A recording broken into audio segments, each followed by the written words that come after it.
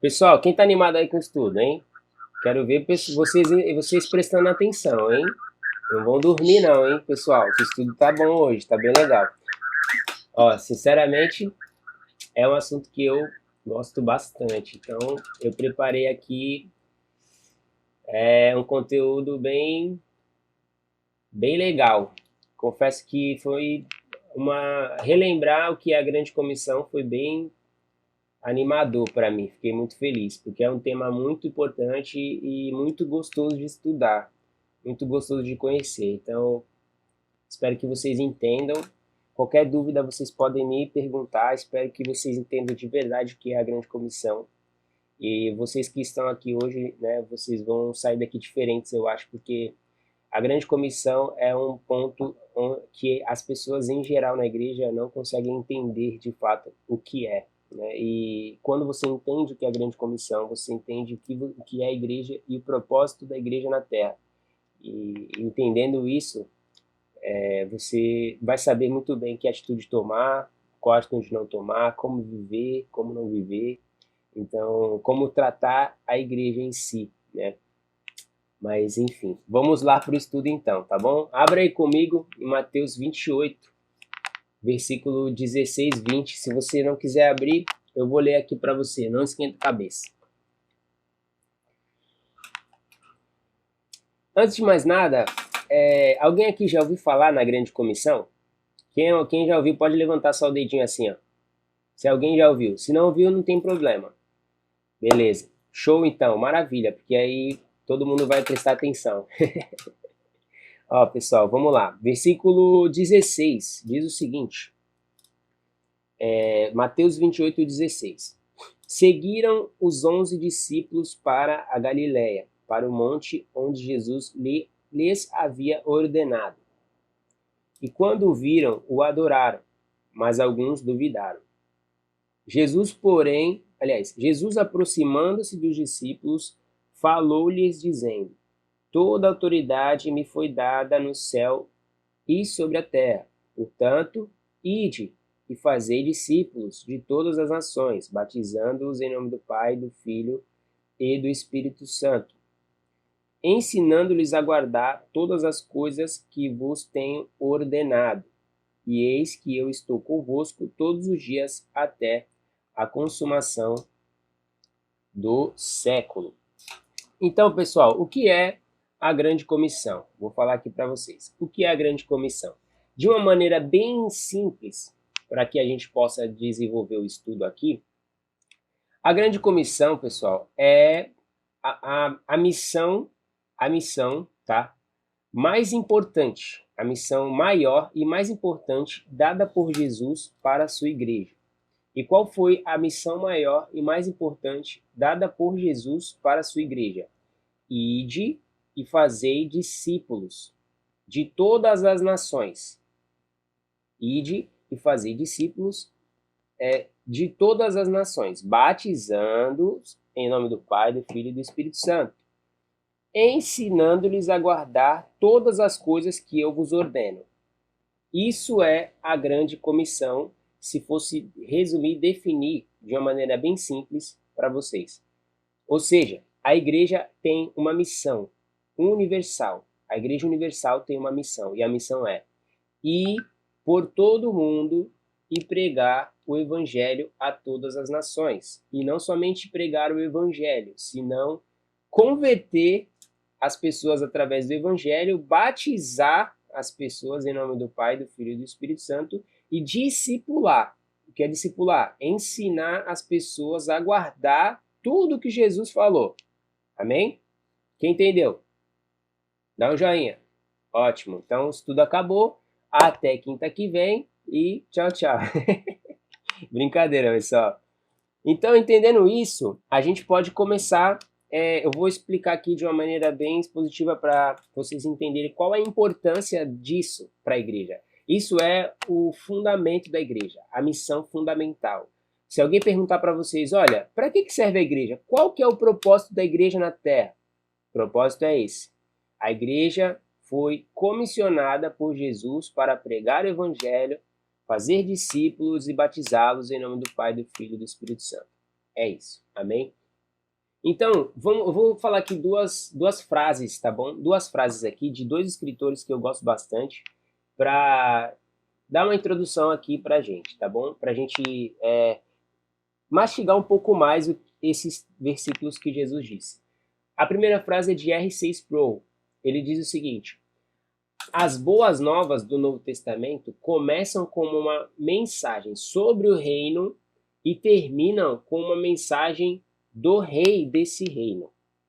Ele diz que o evangelho no qual nós temos que pregar a todo mundo e fazer discípulo começa com a mensagem de um reino, ou seja, um reino venceu um outro reino.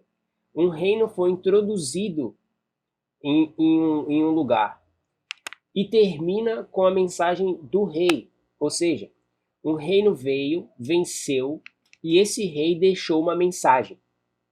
Então, basicamente, o evangelho se trata disso, de um reino que venceu. Qual é esse reino? O reino de Deus que venceu sobre o reino de Satanás. E termina com a mensagem do rei desse reino. Qual é a mensagem? Ide por todo o mundo e pregai o evangelho deste reino.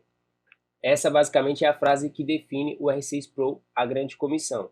E tem outra frase que eu acho bem legal, que é do Hernandes Dias Lopes. Hernandes Dias Lopes é um pregador brasileiro, para quem não conhece, muito bom, por sinal, dos referências no Brasil, se você não conhece.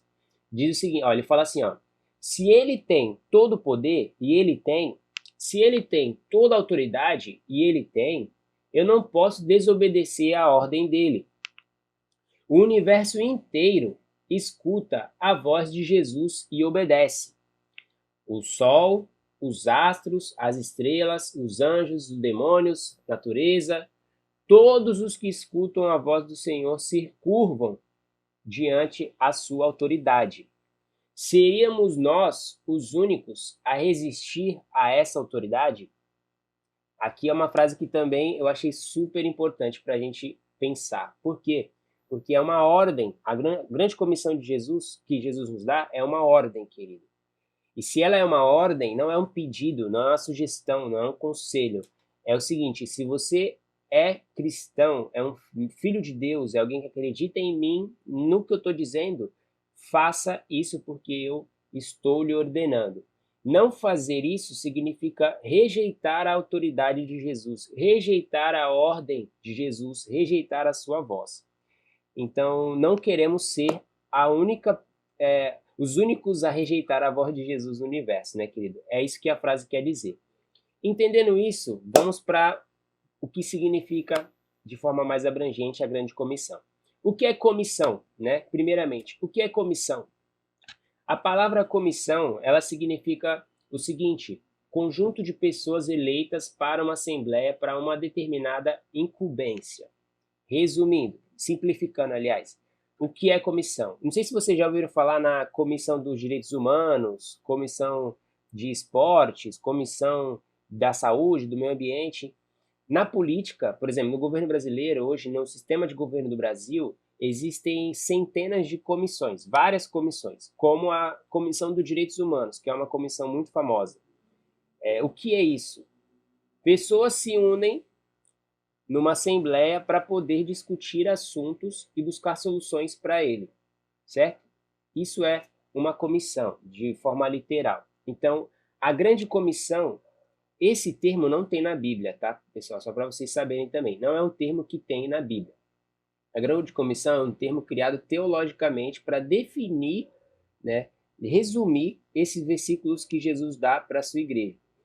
Então, na verdade, a grande comissão, ela é uma assembleia, no caso, aliás, uma ordem dada por alguém para uma assembleia, né, cumprir. Então, basicamente é isso. Nós somos a assembleia, a igreja é a assembleia, pelo qual o Senhor ordenou uma missão. E qual é a missão? Como eu falei, ide pregar o evangelho a toda criatura, fazer discípulos de todas as nações, batizando-vos em nome do Pai, do Filho e do Espírito Santo e ensinando-lhes a guardar tudo o que eu ordenei, certo? Basicamente, comissão é isso. Mas o que é o evangelho, né? Se a grande missão, a grande comissão, ela é levar o evangelho ensinar o evangelho, pregar o evangelho, ensinar, batizar pessoas com base na pregação do evangelho, fazer discípulos, ensinar a guardar tudo que Jesus diz, né, que é o evangelho. Então, o que seria o evangelho, né? O que seria isso? E aí eu vou ilustrar aqui para vocês um exemplo que eu achei bem legal e que pode simplificar aí na cabeça de vocês o que é, né, o evangelho de fato. Romanos, capítulo 10, versículo 15, diz o seguinte: quão formosos são os pés do que anunciam as boas novas. Paulo, ele diz isso em Romanos 10, 15. Quão formosos são os pés do que anunciam as boas novas. Se você for pegar esse versículo aqui, literalmente, você vai... Poxa, como assim? Eu vou ter que ficar olhando para o pé da pessoa que pregar o evangelho, né? Tipo, o que tem a ver o pé da pessoa? Será que a unha que é bonita, né? Tipo, é um pé, sei lá, que é um pé lisinho? Qual que é o... Por que é formoso o pé, né? Se você for ler sem estudar a história do texto, você vai ficar encucado, principalmente se tiver um pensamento crítico, né? Por que quão formosos são os pés do que anunciam as boas novas? Por que Paulo estava dizendo isso? Ele estava dizendo isso, eu vou explicar o porquê. Paulo estava dando uma referência aqui, tá? Como durante vários momentos que ele escreveu as cartas que ele escreveu, ele usou de referências circulares, referências que aquela região, aqueles povos da época conheciam secularmente, para poder ilustrar o que ele queria dizer. Ele usou, por exemplo, pessoas que faziam teatro, expressões idiomáticas como gírias da época, diversas coisas. E quando ele diz quão formosos são os pés do que anunciam as boas novas, ele estava fazendo uma referência a um homem chamado Fidípides. Fidípides, tá bom? Depois, se vocês quiserem, eu mando o nome, vocês podem pesquisar um pouco sobre ele. Fidípides, ele foi um homem pelo qual Paulo faz a referência, que fez parte do exército da Grécia. E no período de guerra que a Grécia estava dominando, vamos dizer assim, na verdade os persas estavam dominando o mundo na época e a Grécia queria dominar o mundo, em torno de 490 a.C. E naquele momento ali aconteceu uma guerra entre os gregos e os persas. Fidípides era um homem que fazia parte do exército grego. E durante esse momento, durante a guerra, essa guerra, querido, ela foi feita na cidade chamada Maratona. Tá? É importante isso, depois eu vou explicar por quê. Essa guerra foi numa cidade chamada Maratona. Os persas chegaram até Maratona e os gregos foram de encontro aos persas para lutar. E então, o rei da Grécia na época, ele percebe que o exército dele precisava de ajuda.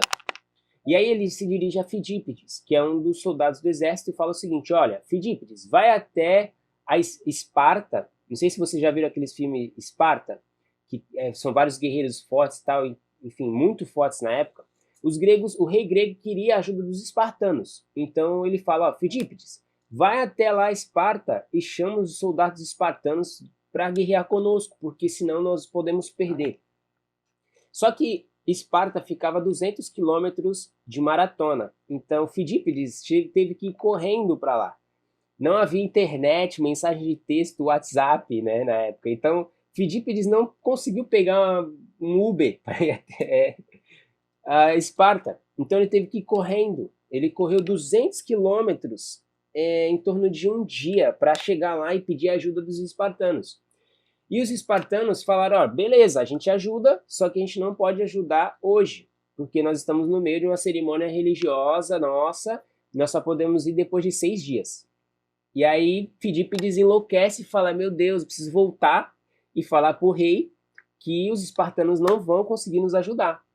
Nesse período de volta de Fidípides, que foi mais de 200 quilômetros correndo ou andando, não sei, os gregos atacaram os persas. E aí iniciou-se a Guerra de Maratona, que é a famosa Guerra de Maratona na história. Se você colocar Guerra de Maratona ou Batalha de Maratona na qualquer site, você vai achar.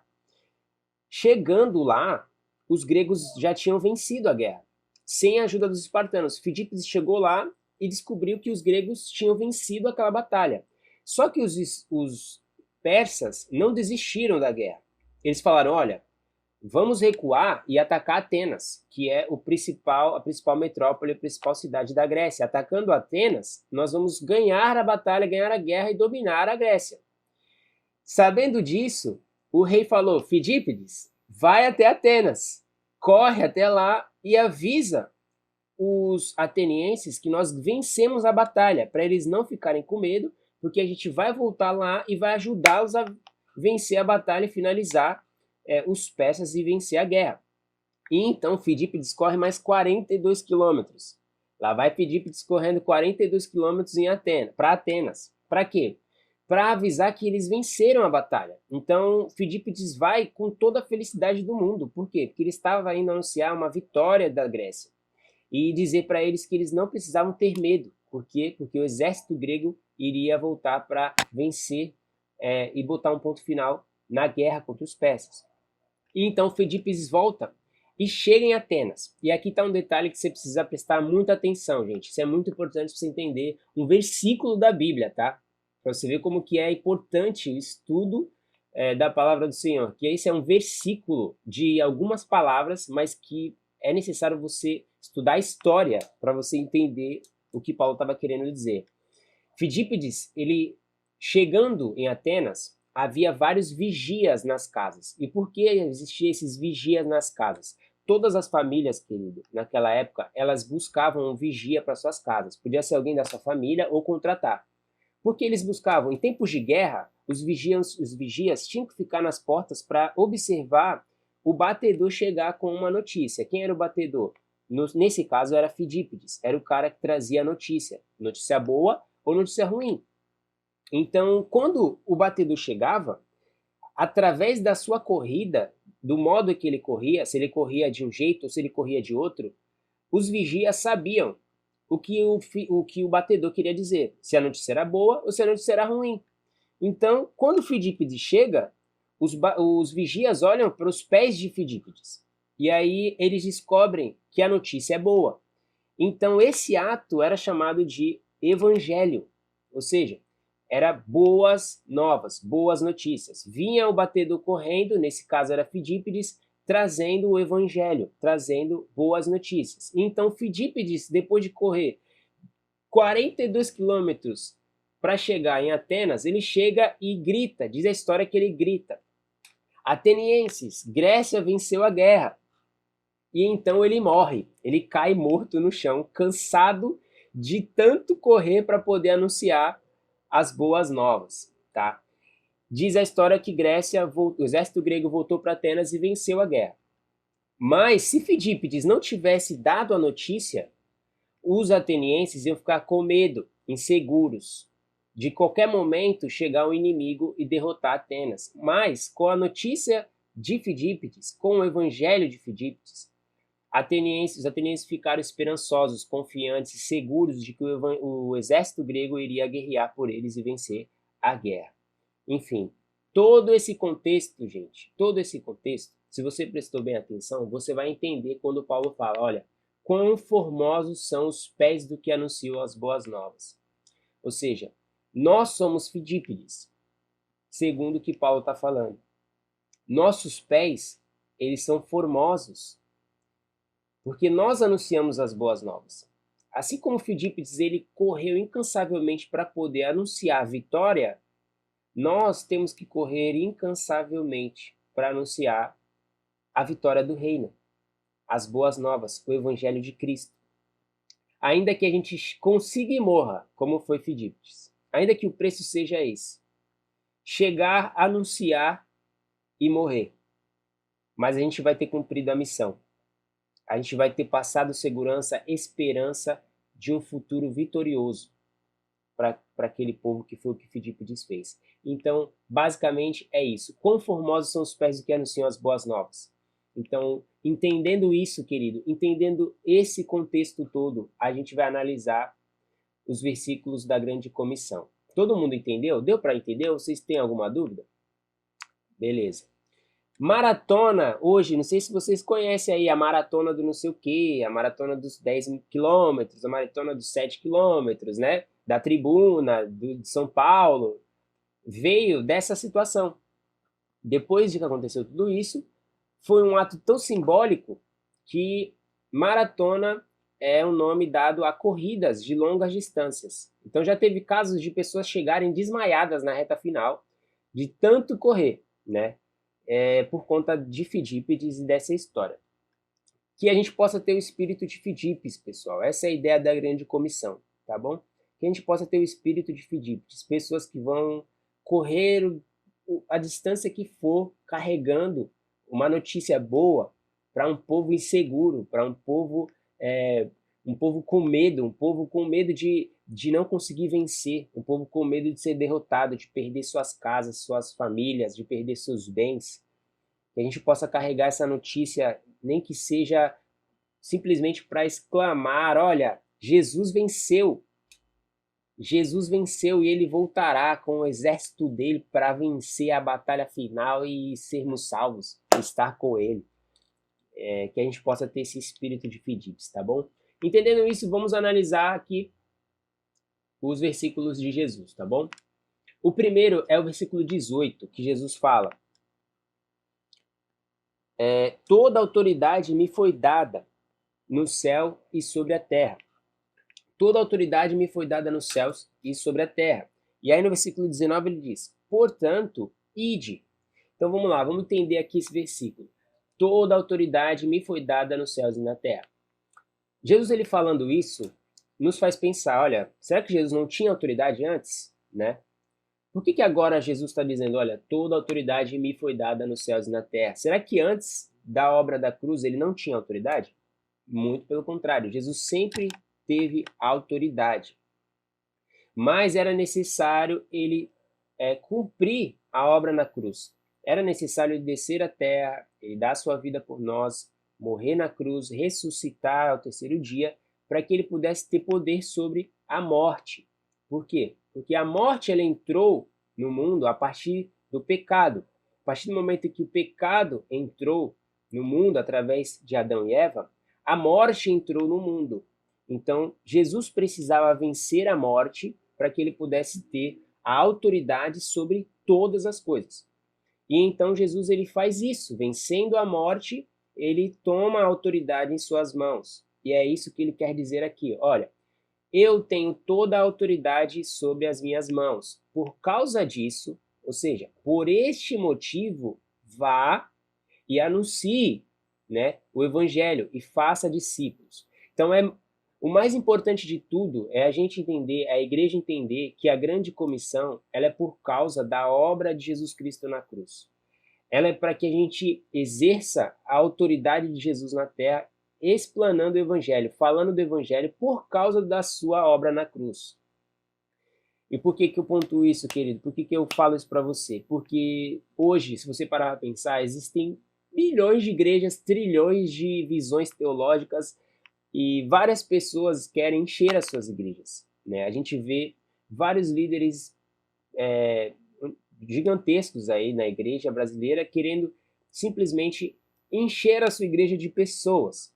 Aí eles usam métodos, eles usam técnicas, eles usam diversas coisas e diversas maneiras para poder trazer pessoas para dentro da igreja. Mas esse, de fato, não é o motivo essencial da gente pregar o evangelho. Encher igrejas não é o motivo pelo qual a gente deve fazer discípulos e pregar o evangelho. Nós devemos fazer discípulos através do evangelho porque Jesus, ele deu a sua vida por nós naquela cruz para nos salvar. Ele tem toda a autoridade. Se uma pessoa aceitar isso, graças a Deus, festejaremos. Se 100 pessoas aceitarem isso, maravilha. Mas isso não quer dizer que faremos discípulos, pregaremos o evangelho para que nossa igreja seja cheia, tá? Então a grande comissão não tem a ver com os nossos desejos, os nossos objetivos de conquistar muitas pessoas para o templo, mas se não para pregar o evangelho, fazer discípulos através da obra da cruz. E se isso for para uma pessoa, glória a Deus. Se isso for para 1 milhão de pessoas, glória a Deus também. Beleza? Primeiro ponto, então. E aí ele fala o seguinte: ide e fazei discípulos de todas as nações. Ou seja, o que significa de todas as nações? Ele fala: olha, Pregue o evangelho e faça discípulos de todas as nações. Ele não está querendo dizer que a gente tem que, por exemplo, ir para o Japão, fazer discípulos de Jesus no Japão? Mas será que ele está dizendo, olha, vá para a África agora e faça discípulo lá na África? Não, querido. Não tem a ver com geografia, tá? Preste bem atenção no que eu vou falar agora. A gente precisa enviar missionários para regiões necessitadas? Com certeza. A igreja precisa trabalhar isso dentro da igreja, né? A missiologia, enviar missionários para regiões pobres, regiões necessitadas, com certeza. Mas o texto não quer dizer necessariamente que a grande comissão tem a ver com os cristãos irem até um outro país para fazer discípulos daquele país. Muito pelo contrário. O Brasil hoje, por exemplo, ele tem diversas etnias. Tem japoneses, indianos, índios, tem vários africanos, tem tudo quanto é tipo de etnia. Então, sobre o que se trata isso? Fazer discípulos de todas as nações significa o seguinte: como você vai conseguir convencer um japonês, um árabe ou um indiano de que a tradição deles, de que a educação deles, de que o Deus deles não é o verdadeiro ensino, o verdadeiro Deus, a verdadeira verdade absoluta? A verdadeira verdade é boa, né? A verdade absoluta. Como que nós vamos chegar num árabe e dizer para ele, olha, você serve a um Deus falso, né? O seu Deus não é o Deus verdadeiro, os seus ensinamentos não são os ensinamentos verdadeiros. Você precisa se converter ao cristianismo. Você precisa aceitar ao Jesus cristão e obedecer a sua palavra. Como que nós vamos conseguir fazer isso? Indo até a Arábia? Não. Não necessariamente. Nós não precisamos ir até a Arábia para converter um árabe. É sobre isso que o texto se trata. Precisamos fazer discípulos de todas as etnias. Ou seja, precisamos nos preparar para poder trazer o evangelho a outra etnia que não seja a nossa. Como nós vamos falar do cristianismo, do evangelho, para um não cristão, para um não evangélico? Como é que a gente consegue convencer uma pessoa do erro dela se a gente não estiver preparado para isso? Por isso precisamos estudar, querido. Precisamos ler a palavra. Precisamos estudar com livros externos, extras. Precisamos conhecer o que se passa no mundo deles. Se a gente for pregar para um indiano, como é que a gente vai se comunicar com ele? Isso, lógico, levando em consideração que ele fale português, né? Vamos dizer que nós estamos de frente com um indiano. Ele é de outra etnia. Como que a gente vai conseguir provar para ele que o evangelho é a verdade absoluta e de que Deus, nosso Deus, o Deus da Bíblia, é o verdadeiro Deus e ele precisa se arrepender? É isso, o texto se trata disso. Precisamos nos preparar, e eu digo biblicamente, tá? Lê a palavra, porque a palavra é suficiente para converter qualquer pessoa. O Espírito Santo vai converter a pessoa através da sua palavra. Então, por isso, precisamos nos preparar para pregar para um indiano, para pregar para um árabe, para pregar, por exemplo, para um LGBT. Um LGBT, uma pessoa que é totalmente contrária ao que diz a palavra. Precisamos nos preparar para pregar para um africano que serve a religião, né, tipo, de matrizes africanas, como o candomblé, como o umbanda. Como que a gente pode fazer isso? É disso que o texto se trata. Fazer discípulos de todas as nações, ou seja, se preparem para falar para todo quanto é tipo de pessoas. Amém? Entenderam isso? Dá um joinha aí. Aê, glória a Deus, estão entendendo. E aí o texto continua dizendo, tá vendo como a grande comissão não é tão simples, pessoal? É realmente uma grande comissão. Ela é ao mesmo tempo que ela é simples, ela é também um corpo em que você precisa entender ele tudo para poder fazer direito, tá bom? E ele continua dizendo, ó, portanto, ide, fazei discípulos de todas as nações, batizando-os em nome do Pai, do Filho e do Espírito Santo. Aqui é um outro ponto também que eu quero colocar para vocês entenderem. A grande comissão é a missão dada por Jesus para a igreja, para o corpo de Cristo. E aqui, quando se fala batizando-vos em nome do Pai, do Filho e do Espírito Santo, está evidenciando isso. Por quê? Porque naquela época, logo no início da igreja, não era qualquer cristão que batizava alguém. Por quê? Qual que é o significado do batismo? É o reconhecimento público de que você aceita o evangelho de Cristo na sua vida. Então, a partir do momento em que você reconhece publicamente que você aceita esse evangelho, que você concorda com isso, aceita, entrega a sua vida para Jesus, você é introduzido no corpo de Cristo. Você é introduzido no corpo de Cristo. Ele é o cabeça, a igreja é seu corpo. Então, você é introduzido no corpo. Então, se você é introduzido no corpo, você passa a fazer parte de uma igreja. Tá? Então, qual que é a importância de entender isso? Hoje, a gente tem diversas pessoas que não frequentam a igreja, mas que são cristãs.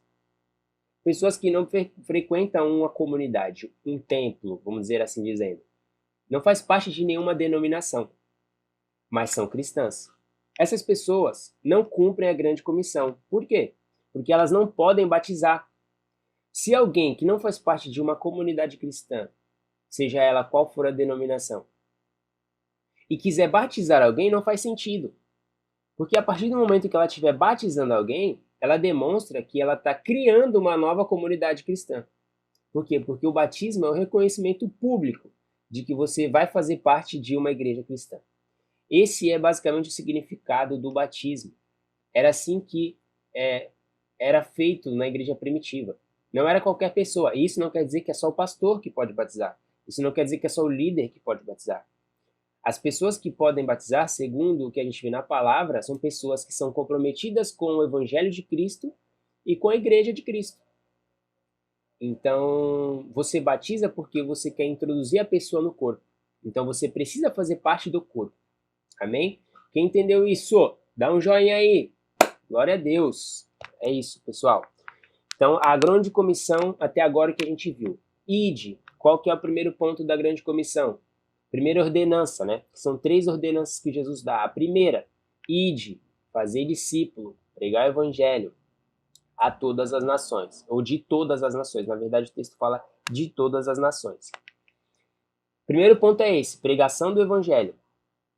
Segundo, batizando em nome do Pai, do Filho e do Espírito Santo. Segunda ordenança, pregue o evangelho e batize. Ou seja, não é somente pregar o evangelho, mas é pregar o evangelho até ao ponto da pessoa decidir se batizar. Terceira ordenança, ensine a guardar aquilo que eu ordeno. Versículo 20, Jesus fala o seguinte, ensinando-lhes a guardar todas as coisas que eu vos ordeno. Ou seja, a grande comissão é um ciclo que inicia-se, né? Inicia-se na pregação do evangelho constante e incansável, né? Até chegar ao ponto da pessoa guardar tudo aquilo que Jesus disse. Como que ela vai conseguir fazer isso? Absorvendo tudo que você está dizendo, ou seja, você vai discipular a pessoa. O discipulado é o fechamento do ciclo da formação de um cristão. Um cristão que não é discipulado, querido, um cristão que não é discipulado, um cristão que só vai para a igreja ouvir pregação, um cristão que só vai para a igreja cantar os louvores, um cristão que só vai para a igreja para receber as profecias, um cristão que só vai fazer voto, esse cristão não é discipulado. Então, se ele não é discipulado, ele não pode cumprir a grande comissão. Por quê? Porque a grande comissão tem o discipulado como desfecho de um ciclo. Então, se eu quero cumprir a grande comissão, se eu sou um cristão e quero participar da grande comissão, eu tenho que estar preparado para discipular alguém. Para eu estar preparado para discipular alguém, eu preciso ser discipulado por alguém, né? Quem concorda comigo?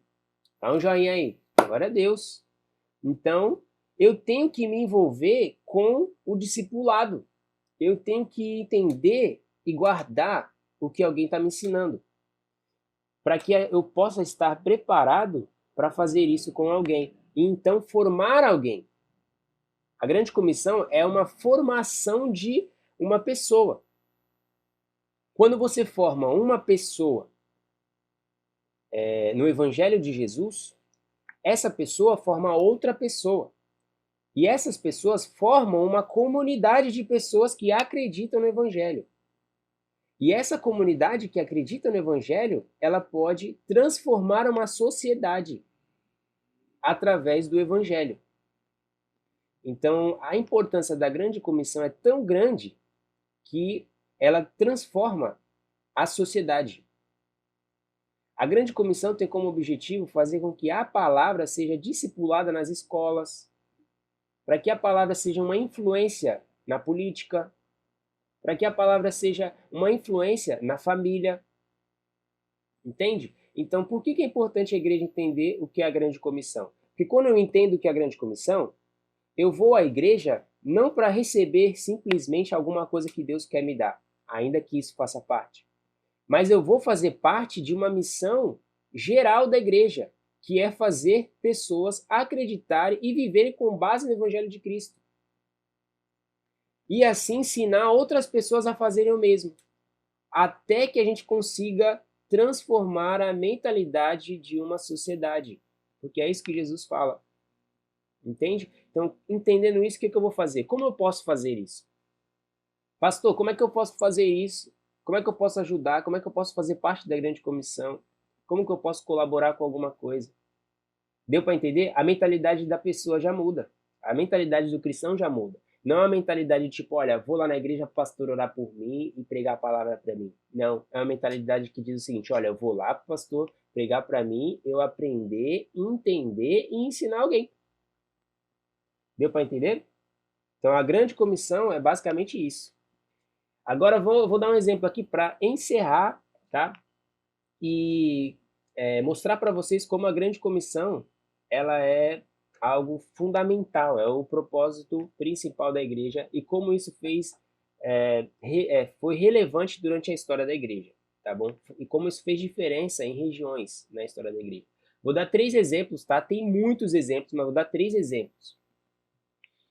O primeiro foi na Europa após a Reforma. A Reforma Protestante, vocês sabem que foi o evento que fez com que Martinho Lutero confrontasse a Igreja Católica, né, confrontasse os pontos teológicos da Igreja Católica, ao ponto de se voltar à palavra. Martinho Lutero não concordava com várias coisas que a Igreja Católica pregava, e a Igreja Católica era a igreja que imperava na época, era unânime a Igreja Católica na época.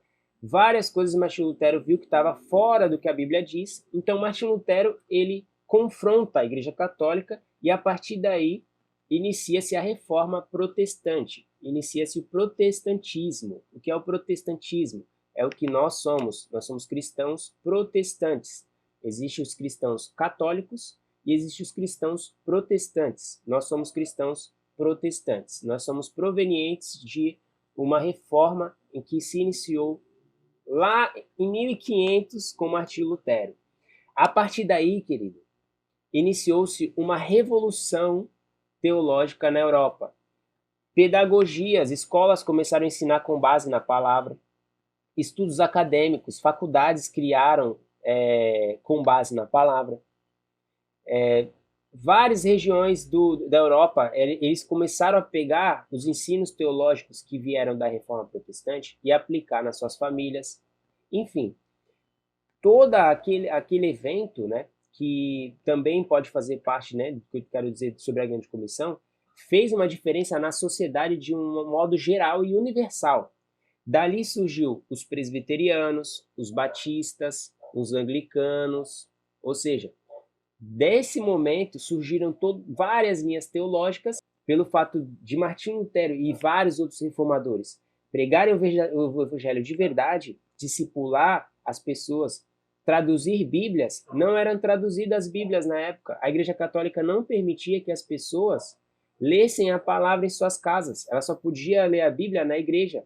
Por quê? Porque os padres manipulavam as escrituras para falar somente aquilo que eles queriam. Mas não, Martinho Lutero e os reformadores pegaram a Bíblia, traduziram as Bíblias e entregaram exemplares para toda a sociedade. Imagina as pessoas recebendo um exemplar da sua Bíblia em casa pela primeira vez e lendo ali o Evangelho de Jesus em sua casa, com suas famílias. Aquilo foi revolucionário. Esse foi um exemplo vivo de que a grande comissão ela é fundamental.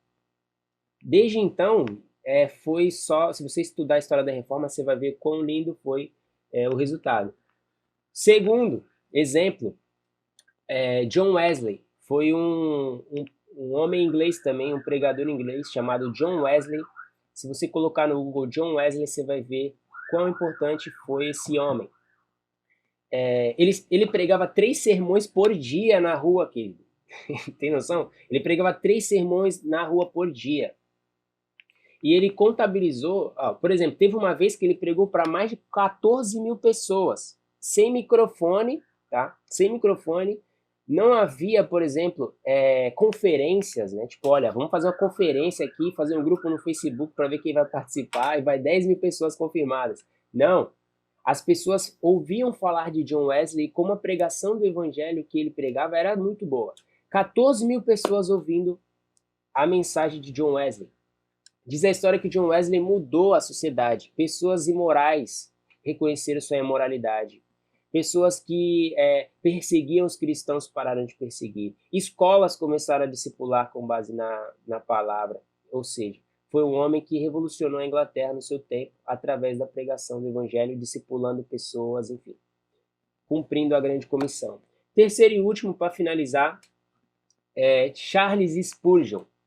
Charles Spurgeon é um outro rapaz inglês que viveu ali em 1830 e pouco, e ele pregou mais de 3.500 sermões durante a sua vida.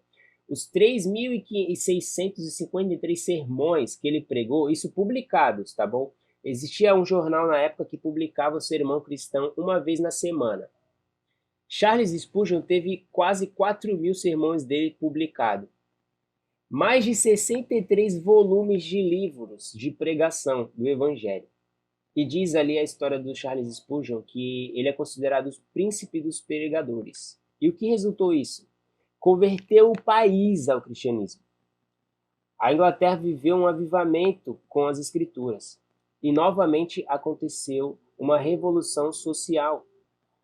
Então, entendendo isso e finalizo com esses 3 exemplos, a gente precisa entender de uma vez por todas que a grande comissão é você ouvir o evangelho, você ser batizado por ele e você ensinar pessoas através do evangelho com o intuito de quê? De transformar uma sociedade. Primeiro o evangelho é pregado a uma pessoa, essa pessoa se batiza, essa pessoa entende, se converte para que ela possa ser discipulada para discipular alguém, e esse alguém um outro alguém, e a gente conseguir transformar uma sociedade com base na palavra do Senhor.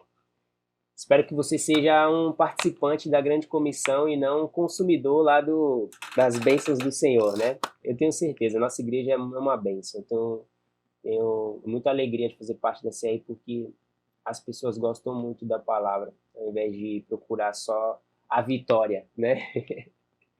É isso, pessoal. Vocês entenderam? O que vocês acharam? Fala aí alguma coisa para ver se você está vivo aí.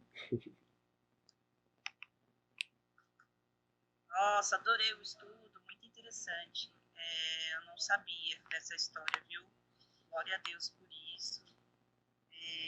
É bom a gente saber que a gente tem capacidade de mudar uma história, uma nação, ou uma pessoa, né? Ajudar na mudança de uma pessoa. Nossa, estou muito feliz mesmo de saber isso. Eu não sabia, só sabia do John Wesley. Esse outro aí que você falou que eu já esqueci, como é o nome? Charles Spurgeon. Difícil nossa, mesmo. Muito feliz. Pena que não tem muita gente, né, no estudo, as pessoas estão perdendo. Mas amém.